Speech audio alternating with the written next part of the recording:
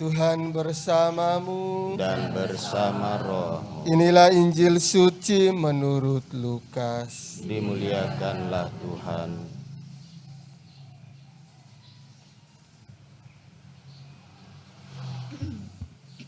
Pada suatu ketika berkatalah Yesus kepada murid-muridnya, ada seorang kaya yang mempunyai seorang bendahara.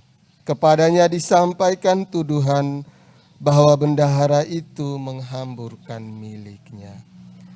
Maka si kaya itu memanggil bendaharanya dan berkata, "Apakah yang telah kudengar tentang dirimu? Berilah pertanggungjawaban atas urusanmu, sebab engkau tidak boleh bekerja sebagai bendahara lagi." Berkatalah bendahara itu dalam hatinya, "Apakah yang harus kuperbuat? Tuanku memecat aku dari jabatanku. Mencangkul aku tidak dapat, mengemis aku malu.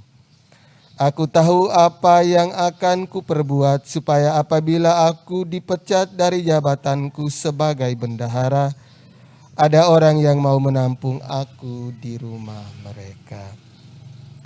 Lalu ia memanggil satu demi satu orang yang berutang kepada tuannya. Berkatalah ia kepada yang pertama, "Berapa besar utangmu pada tuanku?" Jawab orang itu, 100 tempayan minyak. Lalu kata bendahara itu, "Inilah surat utangmu. Duduklah dan buatlah surat utang lain sekarang juga, 50 tempayan."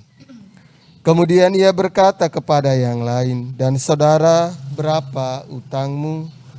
Jawab orang itu, 100 pikul gandum. Katanya kepada orang itu, "Inilah surat utangmu. Buatlah surat utang lain 80 pikul." Bendahara yang tidak jujur itu dipuji tuannya karena ia telah bertindak dengan cerdik.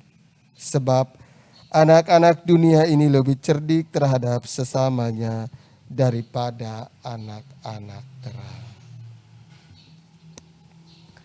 Demikianlah sabda Tuhan.